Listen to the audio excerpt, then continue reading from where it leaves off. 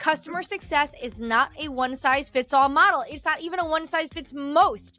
It is bespoke. Everybody has a different journey because your product, your customers, the market, your maturity, your stage, your money, all these things are so different that if you go to somebody and you ask them, what should I do? And they give you an answer without asking other questions, run for the hills. Oh no. Today's successful revenue leaders once started their careers just like you and I. They faced the challenges that their careers brought to them, they rose to the occasion, and became the leaders that we admire today. Join me as we explore the skills and stories that make a great leader with a pinch of vulnerability.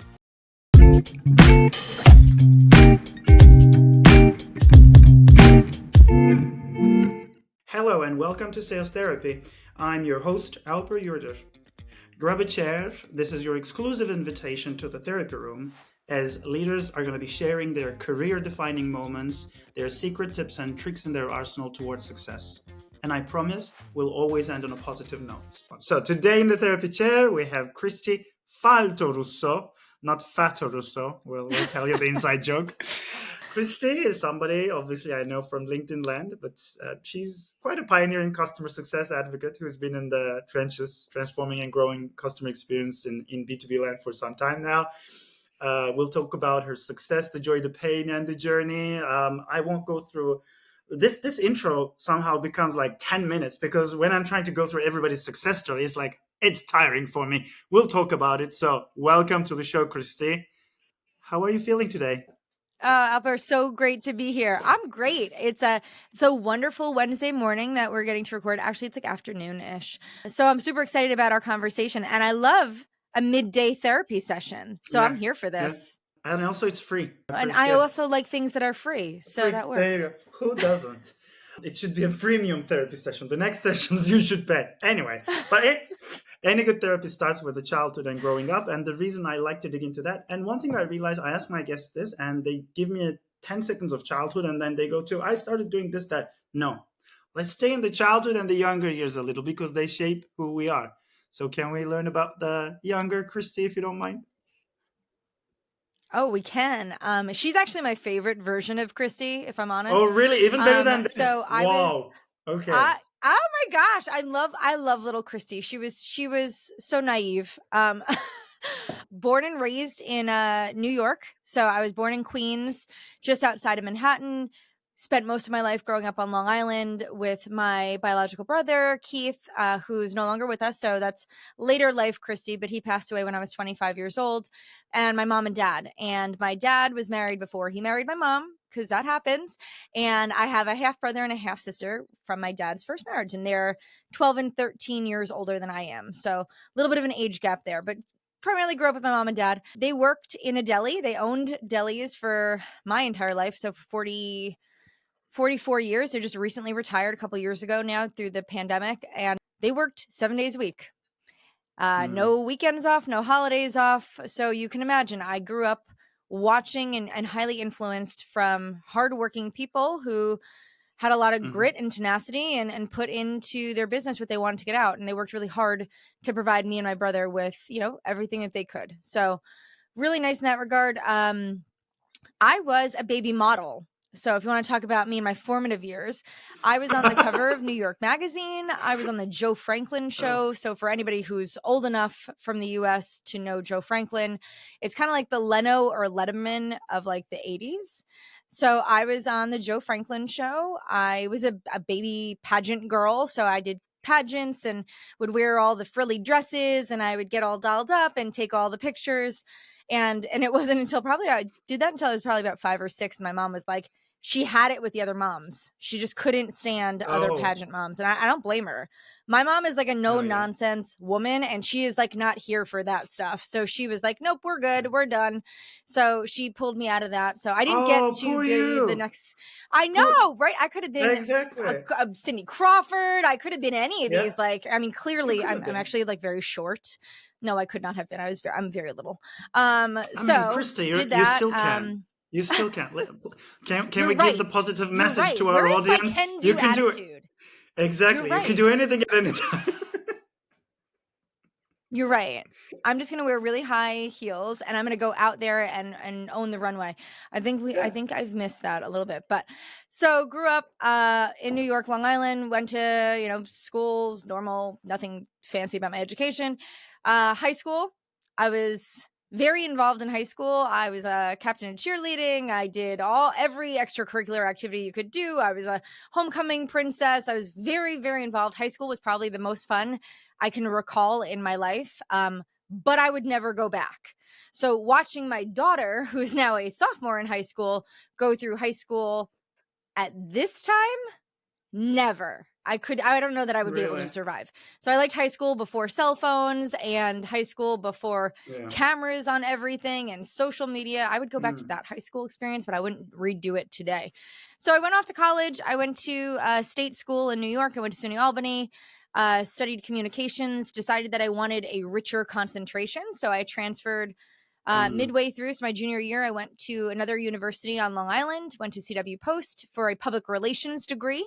And after Oh, several wow. internships in public relations, I swore I would never do public relations. It was Can we say you were meant for customer success? That was what you were brought to this world for, because every other career path was somehow stopped. I mean, possibly. Although here's what I will say. Right? I went to school for public relations. I spent the first 10 years of my career doing marketing, and both public relations and marketing I think are like parts of the core fundamentals for customer success. So Yeah. I actually do think that I have been preparing for this Mm. transition in my career for my entire life, we'll say. Wonderful. So you're not going to modeling. You will stick with what you have. Something you mentioned, by the way, the loss of your brother. Of course, I don't want to go there, but I just wanted to say, I felt that the moment you said it. So probably that lives with you forever. But I hope you manage to live with that somehow, and Oh, thank you very much that he's in a better for place. recognizing that. He is listen, my brother, he was a spirited soul, and I think that the world is less without him. I'll always believe that. Yeah, of Um course. But yeah, you know what it's like, grieving's a whole thing. It's Yeah, yeah, their loss will always be felt. It's kind of that. yeah. Okay. Although this is therapy, I am not a trained therapist, so I'm not going to go there. So let's.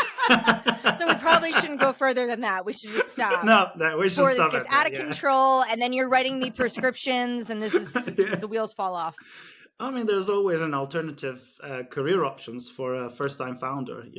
Especially a first-time founder who's Right, right. 38, So if this doesn't work out. trying to navigate this world. Yeah, if this doesn't work out, well, let's talk a little bit about the early career years. You mentioned marketing. You have a lot in there, and lots of leadership, but like different trials as well. Can you walk us through that? 1 minute, 2 minute teaser, whatever you have of the past journey that led you to today.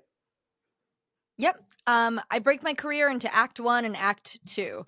Act 1 is my marketing Wonderful. career. So I started off Mm. in publishing, and that's when magazines were still a thing and people still read them and not everything was online. Started my career in publishing, slowly transitioned out of advertising and publishing into marketing, where I was doing a lot of event marketing. And while I Mm. loved field marketing, event marketing, I didn't love it enough to stay in it. Let's just put it that way. So I transitioned into digital marketing. Now you've got the rise of the web. People care about search engine optimization, and you've got paid search, and you've got online acquisition channels like affiliate marketing and SEO and PPC and all these things. That I found fascinating. And it definitely at the Mm. time was more cutting edge. So I decided to go put all my eggs in that basket and rode the digital acquisition wave up until I, transitioned into customer success. But I actually thought I was going to be like a chief marketing officer or like chief digital officer or something like that, because I loved marketing. I really loved it. I got it. It was fun. And I loved the immediacy of measuring my impact. Did you always want to be a chief something? Did you always have to be a chief something? Yes. So because when I was younger, that's how you defined success, right? Was through titles and Success, yeah, compensation, of course. right? So like maybe like now I'm older and I know better, right? And so you get what you Yeah, I get what you deserve in this case, right? Like, yes, it's cool doing the work I get to do now. And it's a privilege and an honor to sit in this Yeah. seat. And I don't take it lightly. But Yeah. knowing what I know now, then I don't know I would have been chasing it, you know? But I always Yeah. thought that success came in a very specific package. And that package came with the title, it came with responsibility, and it definitely came with money. Yeah. And one thing I generally like in some of these episodes, obviously, it's always very successful people. And that's one of the purposes of sales therapy. Like you look up to them from the outside and you're like, wow, you know, they made it, etc. And it's a different story for everybody. But there's some commonality. Like when you're going through the journey, I always hear again and again from my guests, back then it didn't feel like success. Back then it didn't feel like enough. Back then, you know, skyrocket to the moon growth, you know, from 0 to 100 million in 2 days. And I keep hearing like it wasn't enough. It didn't feel Right. that way when it was happening. Did you have those moments in your life where you were like, looking back now, you recognize the success, but throughout the journey, did you enjoy it? Did you recognize it? No, because everyone focuses on the failures and what's not working and what's next.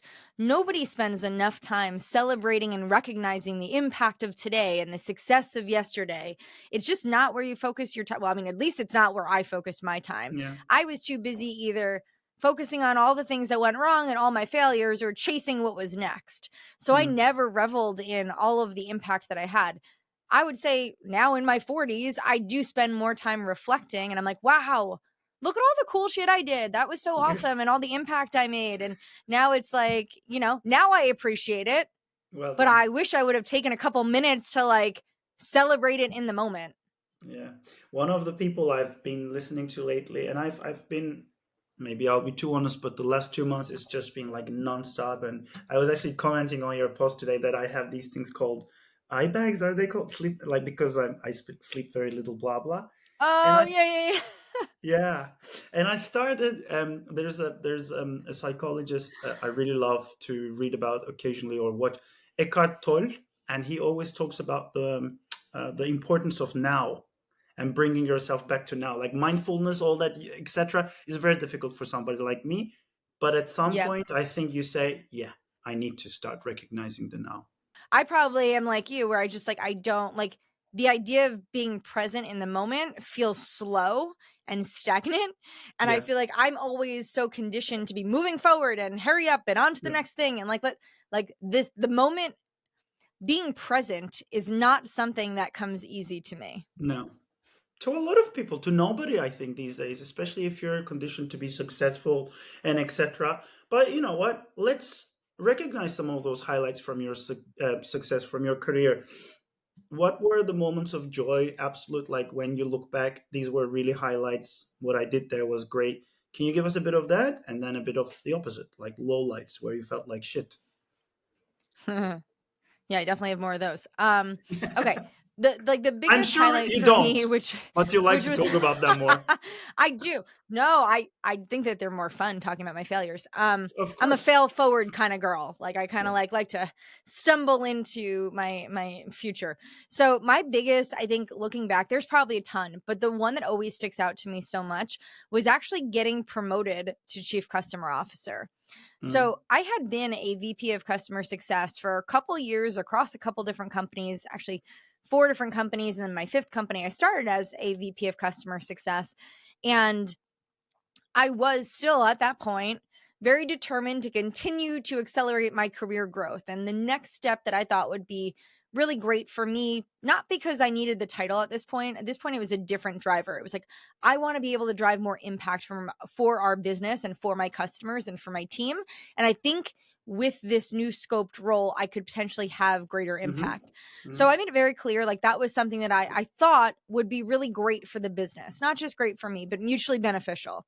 And, you know, we didn't really have a lot of talks about it, right? I was the VP and I just kind of sat in the role and did all the work. And I was humming along and, you know, would maybe poke my head up and be like, hey, don't forget about my career aspirations. Like, you know, just kind of like that periodically. But it didn't really nag anybody.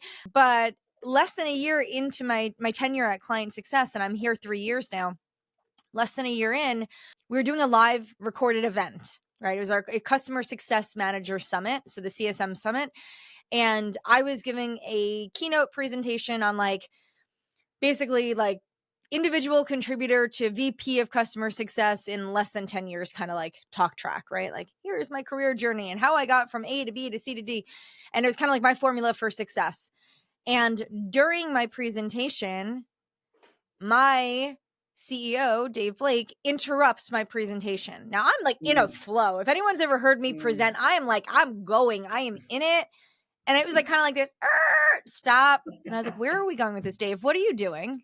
I'm in the middle of something magical. And basically what he did is he took my timeline slide that had my individual contributor, so CSM, to VP of customer success, and he changed out the VP of customer success and put chief customer officer there. And so he promoted me That's good. live on this Oh, I recording. And love so that. everybody who was tuned in got to watch my promotion. My mom was watching. And so that's my parents were beautiful. like, I think something exciting just happened, right? Because they don't know anything they don't know what I do for Yeah, anything. of course, yeah. So they were like, I think something exciting happened. And they were like calling my husband. And they're like, what happened? Did she get promoted? It's my mom in her little Italian voice. And I got promoted to chief customer officer live. And so I don't know, that's a pretty cool moment. Where it wasn't something that I didn't go and negotiate it. I didn't have to like ask for it. It was something that like someone saw the impact I was making in the business and finally recognized me and rewarded me for it. And in such a special way. Dave will always have my heart for that moment. That will always be a very special success I feel like I had, was that pivotal moment in my career. I would love to meet that man. That sounds like something I would do. Something super ridiculous and annoying and non-PC, but eventually it ends up being great. So thanks for sharing that. That was a genuinely amazing story.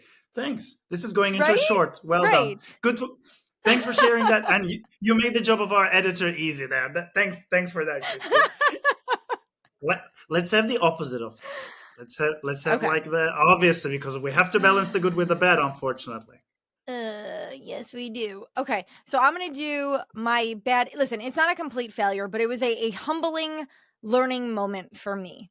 So I started my career in customer success in 2012.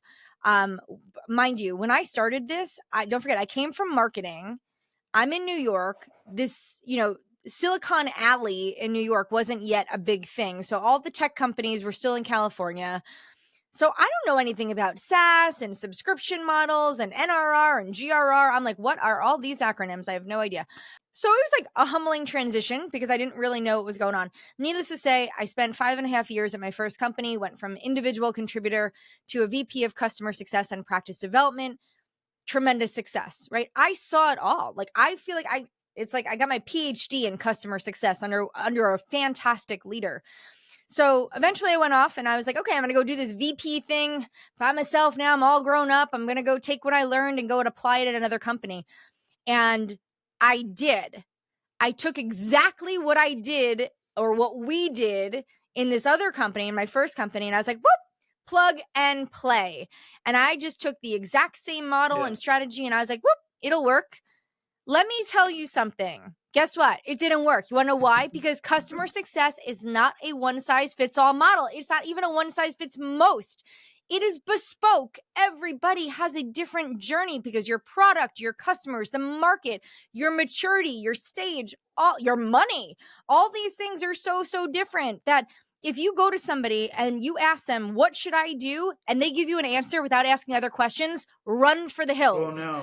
Because you need all of that context to design a program. So not me, though. I was like, nope, I know exactly what to do. I'm going to do exactly what I did before because it worked.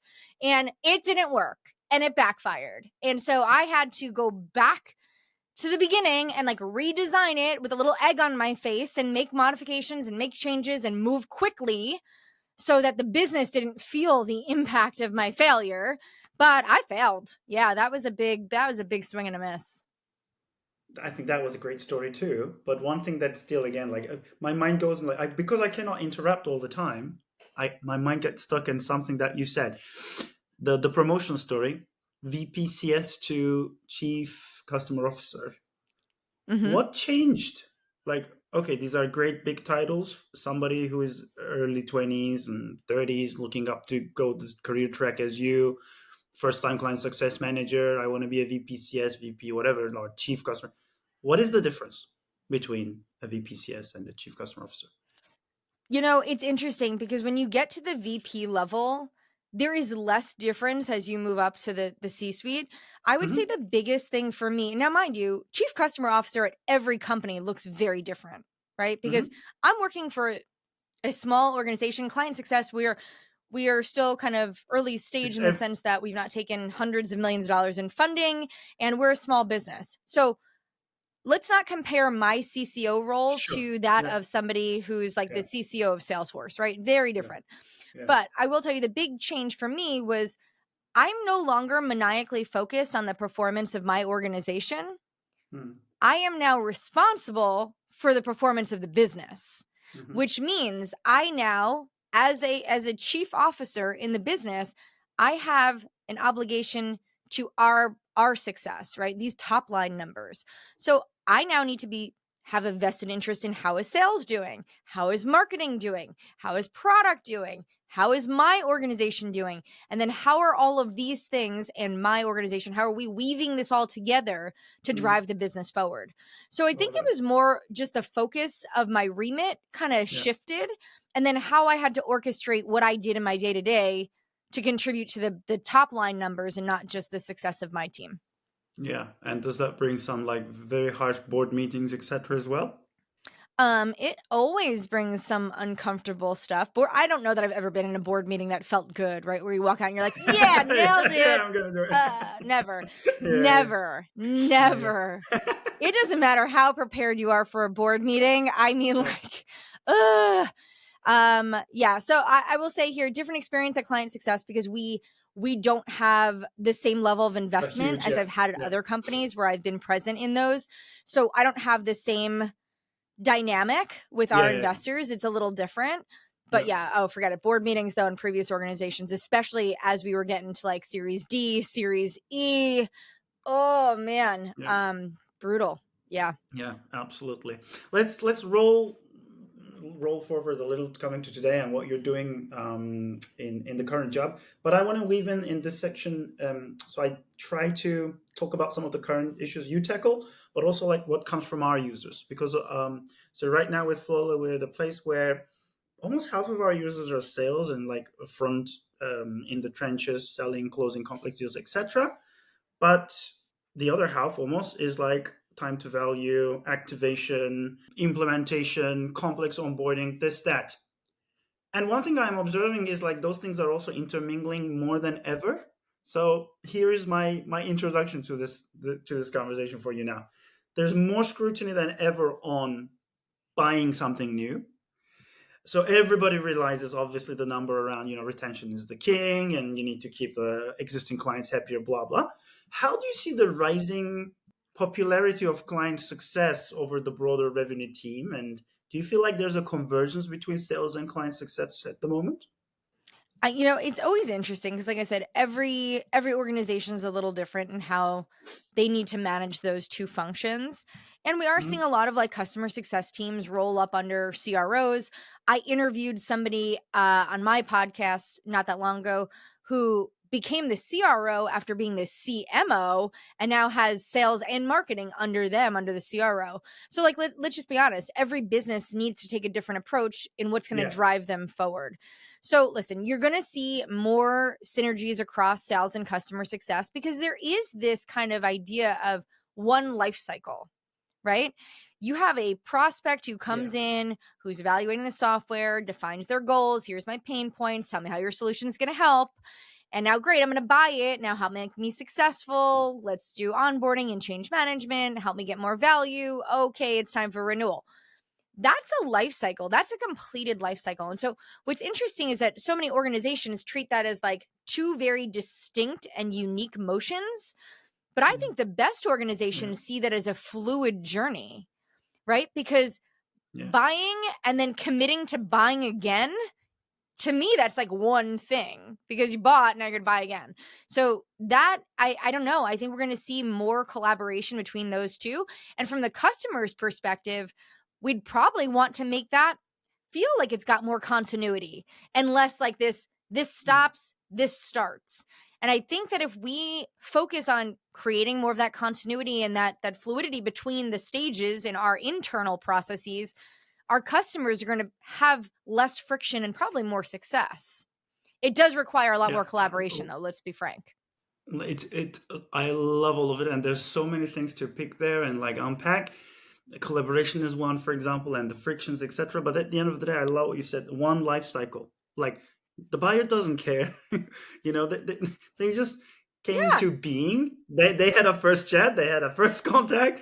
And now they're at your hands. And Sarah Jones today was telling me, like, she's obviously a very experienced client success leader as well. And she was telling me, like, you have all this schmoozing and like wonderful experience with sales, and you do it for like a month and two, and you close the deal, and bam, like no, everybody disappears. Now there's just one client success manager all of a sudden trying to deliver.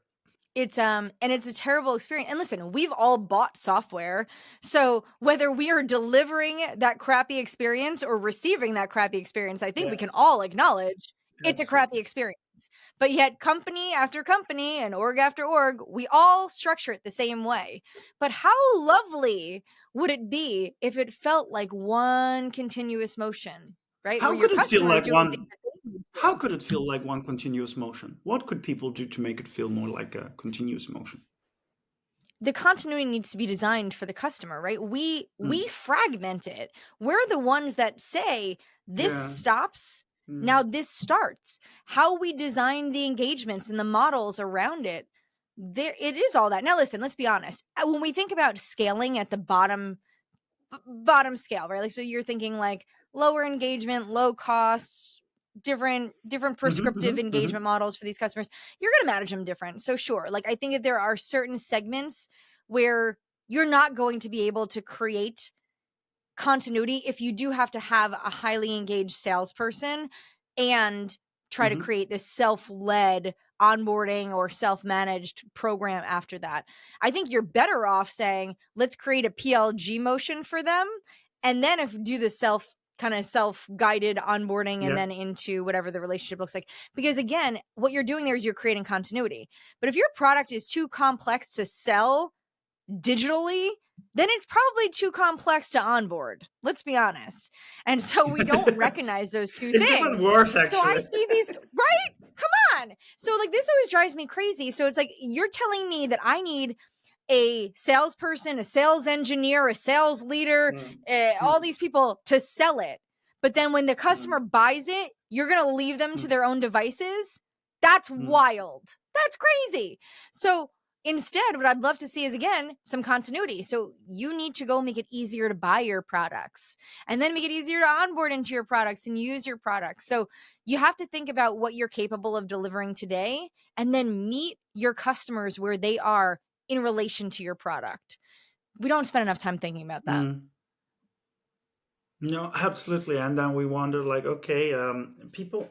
What I love from that first part of what you were explaining is like the fragmentation is something we introduced because that's how we run our organization. But the buyer doesn't care. Like like just handhold me throughout the process. By the way, it's also Right. getting very difficult because a lot of buyers, they want autonomy, they don't want friction, so they don't want to be talking to you, they want to be jumping on a call, but they want all the perks of it, etc., etc. So Right. how that's even becoming even more crazy. What I want to do a little bit, Kristi, is that we receive questions from our users, and some of them we try to match with my guests. So I'm gonna throw like 1 minute things at you. It could be words, it could be very small phrases, etc. And let's do a bit of, how do you say, like intuitive kind of improvisation, if you don't mind. Let's Whoa. see if you'll Okay, let's like it. go. Yeah, it's a hard one. Yeah, but it's good. I'm sure you'll come up with lots of great stuff. So one, for example, and I should put their locations like Stacy from Texas. No, that's not the case. So the first one goes, what's the magic bullet for activation? Hmm. And take your time There, with these. Huh? I there know, like isn't a magic bullet. But if I was gonna say there's bullets for something activation. that probably has, I'm gonna go with expectation alignment. That's what I'm gonna go with. And in the very I'm gonna say beginning. that. Yes, well, it's my point. It's like to activate a customer. setting expectations with them, usually what I find is that your customers have a perception of how things should go because of what they believe, Mm-hmm. right? And what they want. Mm-hmm. And Mm-hmm. then we have designed something very different. And if we are not aligning those things, it doesn't matter how great we think we did at creating the best programs, the best technology, the best processes, the best content. It's still not going to meet their needs, right? Because we've missed the mark on aligning on expectations. So I would say, even if what you have to tell your customer is going to disappoint them, at least being clear on expectations on both sides will reduce the sad surprises. Yeah, yeah, I completely agree. Alignment, and I think, yeah, some of my previous guests also said this. What leads to churn is basically you sold the wrong thing or you didn't set the expectation in the right way. That leads to churn. There is something like go back to the origin, go back to the initial alignment. But that alignment is really difficult because, like, you need to, as a salesperson or even client success, you have to share a lot of documents, lots of email threads, Slack channels, 50 stakeholders in a deal today, blah, blah, blah. Like, how are you building that alignment? I mean, so I'm going to give you like my famous response to anything. It depends, because how I did that when I was working with companies Mm-hmm. as large as GE is very different than how I do that with some of our Mm-hmm. customers who are like early stage SaaS companies, right? Series A, Series B. If I have a single, or let's say 4-person point of contact org that I'm working with, setting and aligning expectations there is much easier than when I'm working with GE Mm-hmm. and I've got 10 different divisions Mm-hmm. with all different stakeholders and all different solutions that we're solving for. So there's not an easy answer to that because it does depend. But I will say is like Mm-hmm. getting access to the right people, presenting the right information, leading with full transparency, and then making sure things are this is my like CYA, but like make sure everything is documented. That's a big thing for me because a lot of Absolutely. things get lost in translation. A lot of people recall things very differently. Let's be honest, we live in a remote world, which means we could be having a conversation, but you could also be on Slack, you could also be doing email, you could also be doing work. So I don't know how much of what I'm saying you're retaining. My favorite thing to Yeah. do is send a follow-up that basically says, here is my recollection of our conversation and what we've covered today. Please let me know if I've missed something or captured something incorrectly. Giving the person to really say, yes, you're spot on, or no, that's actually not what we discussed. Here's what I believe it should be. That transaction is really important.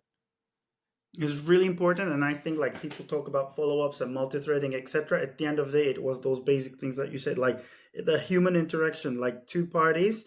I say something, you say something. Do we say the same thing? Do you retain the same information? Let's record it somewhere because somewhere down the line, your buyer's champion will tell to the decision maker, they quoted me a different price, or they told me they could do this. Like, okay, is that the reality? Let's go back and let's check Oh, it. that's, yeah. Yep. There's a And reason why national sports games and teams, right? They record the games and they watch the tape, right? They go back and they watch what happened. You need that instant replay sometimes. Absolutely. And I think email is definitely, for me, it wasn't doing it great. I mean, I'll do a little bit of a shameless plug because obviously I'm building my own product from my own pain point, which was when you have 50 emails, they get buried. Like it's not the best way to close, especially large complex deals. How do you feel about like shared action plans, mutual action plans? Do you use them? Or, some people call it like shared success plan, and especially in the client success world. Do you have your own take on those things? I think they work in the right environments, in the right team structure, in the right engagement models. Like, again, if we think about the difference between a high engagement model and a low engagement model, if you're a CSM with, let's just say, anything north of 100 customers, it's Yeah. probably unlikely that you're going to be designing an account plan with each of those customers. Like, let's just be real, right? That is hard. If you're working in a very high engagement model and maybe your ratio is like, I am a enterprise CSM and I have 4 customers, you bet your butt you better have an account plan and a success plan put in place. The success plan is how you're helping your customers be successful, and the account plan is your internal strategy on how are we going to grow this. Yeah. So I'd say high end, you need both. Low end, you probably don't have either. The one thing you do need, though, is a place where you are capturing how your customers are defining success. This, I think, is the most important thing because, to your point, it's not, and it doesn't have to be a pain point, and it can be evolving, right? Because what your customer needs today might not be what they need tomorrow. And Yeah. we also have seen how many leaders come and go. You got new leadership in place. Guess what? They're going to have new priorities, a new strategy, a new approach. Realign. You need accurate and current, clear understanding of your customer's definition of value for your partnership. And that needs to be captured and tracked over time, if nothing else. Now that I've become a podcaster and a marketer for the first time in my life, I'm like, you know what? That's gold. That's exactly what I want to say, and I will make Kristi say it for me. I think it. Okay. What about we talked about activation, and I know that in customer success teams, and I've managed customer success teams. Unfortunately, I manage them as a sales guy first.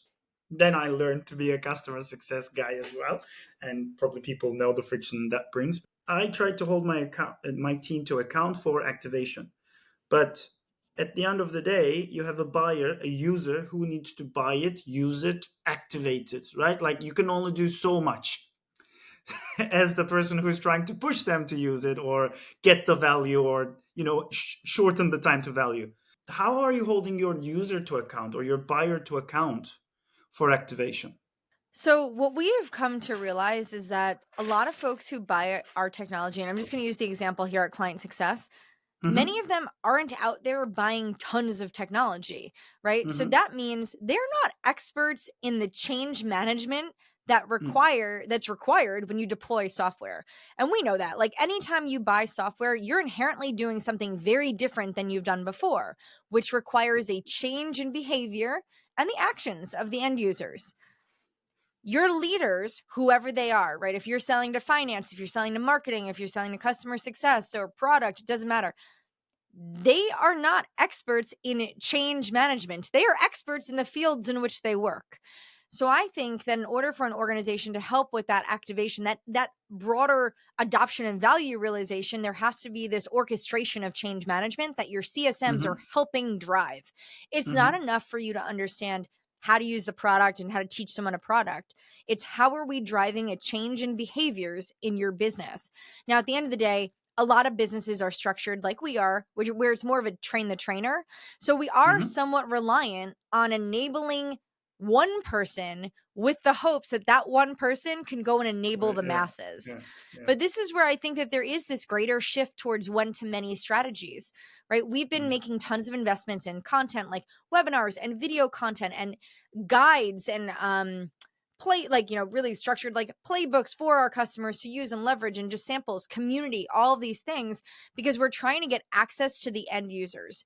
And Mm-hmm. now we're trying to figure out how do we help all of the different personas within the partnership, because it's not enough for us to help and enable and train the admin. It's not enough for us to go and be aligned with the executive. At the end of the day, we could have such strong relationships with both of those people. But if their CSMs are like, I'm not using it, guess what? I'm screwed, right? I need their teams to understand the value. So that's where our organization comes in. And that's part of what we need to be doing is making sure that we are helping the business understand the value and connect changed behaviors to that value realization. Yeah, and as humans, obviously, we're not really geared towards change. Change is scary, change is hard, change is Nobody likes difficult. change. Ew. Nobody likes change. And I was actually Googling this, like who likes change, some really interesting stats came like what percentage of the British population is pro change about certain topics. It's a topic for another thing. Anyway, I'm not gonna go there. Sorry, I diverted from my train of thought. What I wanted to get to was this: the buyer, they need a lot of change management. There's the psychology of this, that, etc. But at the end of the day, they will dictate. Like they will tell you, I am doing this. I am actioning the item in the checklist or not. My IT is actioning the item in the checklist or not. They are the ones who are going to tell you. At the end of the day, the buyer dictates. If they tell you, no, I'm not going to sign that. No, I'm not going to, put that check. I'm going to go back to my Excel sheet to do this. I'd rather have this communication on a call. Like when you have those kind of objections from the buyer and you're trying to adapt to them, to bring them along the journey with you, what do you do? How can you make that smoother for both parties? So, there is this idea of like meeting your customers where they are. Hmm. and you have to realize everyone has a different learning style. Everyone has a different working style. Some people like video content. Some people like written content. Some people like Mm-hmm. screenshots. And, you have to start to design things that can be consumed by different users who have different learning styles and who work different ways. And you have to be a bit amenable to that. And so what I've really liked is creating structured workflows that give my customers a little bit of all of that. So for example, at Client Yeah. Success, with not endless budget, I've had to get creative with how I designed our onboarding experience. So I use Google Sites, right? It's part of our tech stack already. I can go and build a website.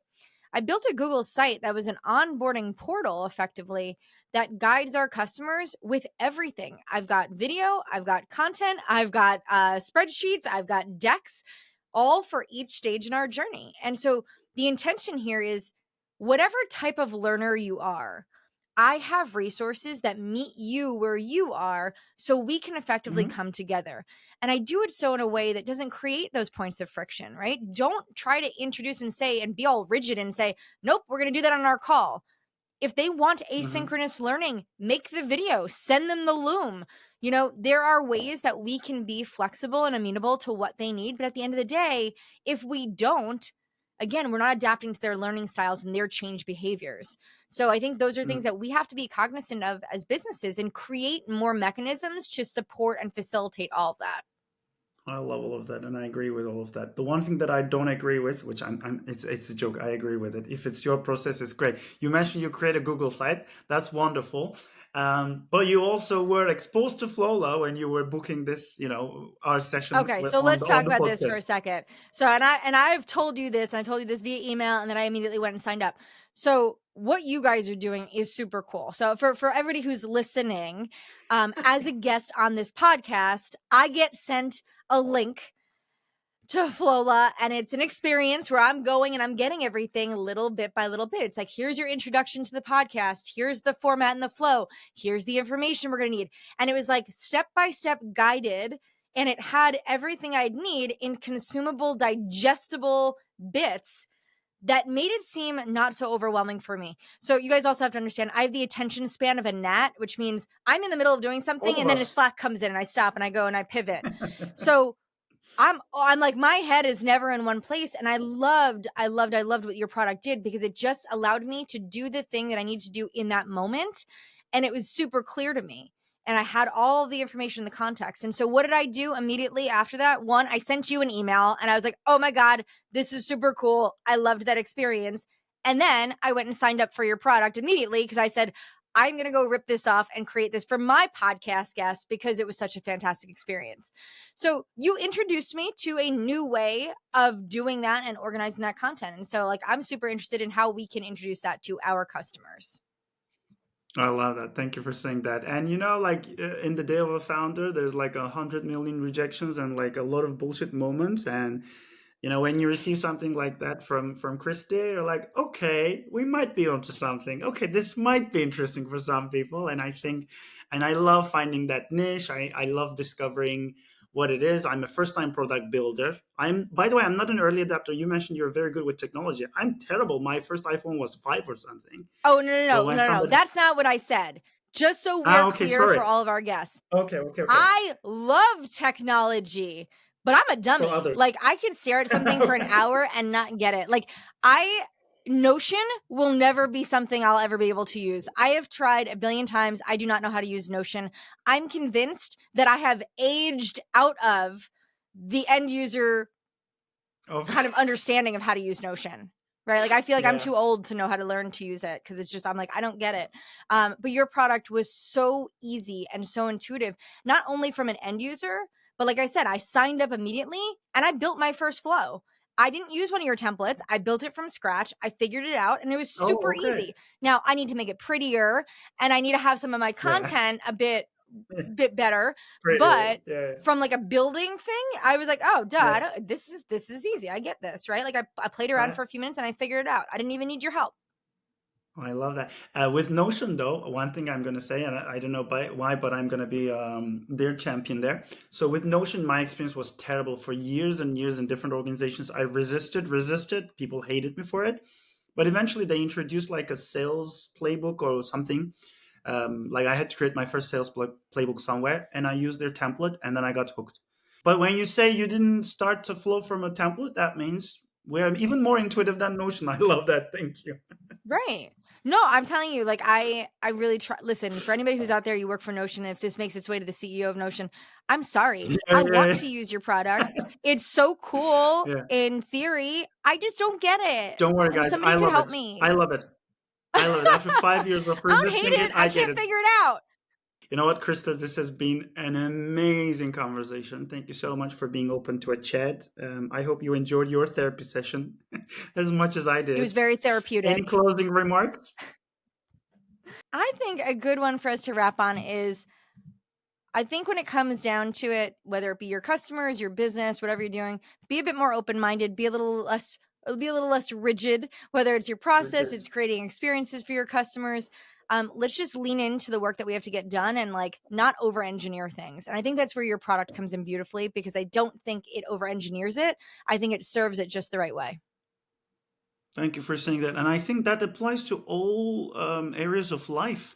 You know, for example, we become leaders, managers, and I feel like, oh, I know how to manage things, but I have my own rigid ways. Sometimes I try to break them. I think that applies to everything in life, also personal life, probably. I was going to say, it definitely applies to marriage in my experience. You cannot be There you rigid go. in a marriage. Absolutely. Now, this was a great show. Thank you again for joining me, Kristi. And if you enjoy the show, guys, subscribe to this, that, you know, you'll have all the links. Otherwise, I want to have like a non-business Kristi Faltorusso pod episode, which is going to be all things life. I just love this conversation. I think that would be a lot of fun. All right, Upper, thank you so much. Have a great day. Thanks, everyone.